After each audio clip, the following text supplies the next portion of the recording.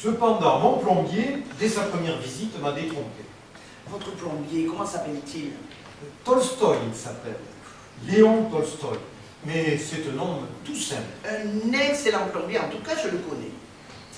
Alors il m'a dit, monsieur, votre robinet n'a rien. Si vous grincez des dents, ça doit venir des dents. Et il m'a donné l'adresse d'un dentiste. J'y suis été. C'était monsieur? Mon dentiste? Oui. Legrand. Michel Legrand? Non, Alexandre Legrand. Mais c'est un homme tout simple. Je le connais, c'est un excellent dentiste. 1, 2, 3, 4, 5, 6, 7, 8, 9 et 10. 10 gouttes, il a dit le docteur, dans un peu d'eau sucrée avant les 2 principaux repas. Vous êtes sûr, Georges, que vous en avez mis 10? Moi, j'en ai compté 12. Sûr? Je me suis peut-être trompée, j'en ai compté 13. Mais la dernière, on n'en parle pas, c'était une bulle. Enfin, ça n'a pas d'importance. L'important, c'est que vous soyez sûr de votre compte. Bon, sûr, comment voulez-vous que je sois sûr? Il faudrait que je recompte. Un compte-gouttes, c'est comme une trompette. Pour jouer de la trompette, il faut une trompette et un trompette. Une trompette et un trompette, ça fait 2 trompettes. Mais non! Non? Alors si vous-même ne savez pas compter, une trompette et un trompette, ça fait quoi? Ça fait de la musique. Le docteur Legrand a émis l'hypothèse qu'un autre facteur avait pu jouer concurremment. Pour lui, le malaise de Georges a pu avoir pour cause annexe ou principale un autobus, un vulgaire autobus, comme nous en voyons des centaines, vous et moi, chaque jour. Vous savez en effet que ce pauvre Georges, le jour même où il apprenait le déplorable succès scolaire de son fils, est passé très rapidement, il est vrai, sous un autobus. Bien sûr, ça peut être ça aussi. Ils ont pris un fil électrique, ils l'ont dédoublé, ils se sont mis tout nus. Chacun a pris un fil et s'est entouré la taille avec une de ses extrémités de ce fil soigneusement dénudée. Ils ont ensuite introduit l'autre extrémité dans une prise de courant.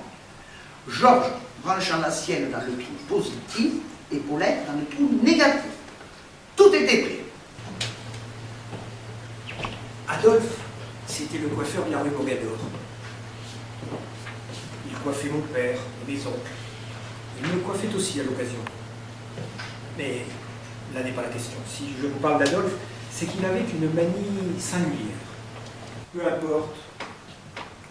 Ce que vous ne savez pas, simple mortel, c'est que mon âme est demeurée là-bas, au pied du sol pleureur, calme et sereine, sans émoi ni débordement, dans l'attente d'un monde meilleur.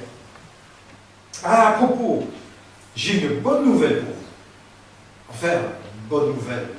Une nouvelle importante. Ah, Oui, votre vie va changer, mon vieux. Je suis bien content. qu'est-ce que c'est? Tenez-vous bien, Je me tiens bien. c'est pour demain. De quoi? C'est demain qu'on vous la coupe, la tête. Comment demain? Ça vous la coupe, hein? Demain matin, oui, ils se sont décidés, l'affaire est dans le sac. Vous verrez demain, ce sera le même coup. Je serai pitoyable à l'échafaud comme je l'ai été à l'examen. Pitoyable avant, quand je monterai sur l'estrade. Pitoyable pendant, quand je mettrai ma tête dans le trou. Et pitoyable après. Doublement pitoyable. Pitoyable de part et d'autre. Parce que je ne suis pas fait pour ça. Je n'ai pas la vocation, je n'ai pas la maturité. Je serai mauvais, moi. Tant pis pour vous. Une main tiède a pris ma main, l'a reposée sur la civière, le long de ma cuisse, avec beaucoup de délicatesse. J'ai compris que j'allais être adopté. La main est douce. Elle doit appartenir à une étudiante. Je l'imagine fine et gracieuse. Nous allons passer une année ensemble. Peut-être une histoire d'amour entre une jeune vivante et un vieux mort.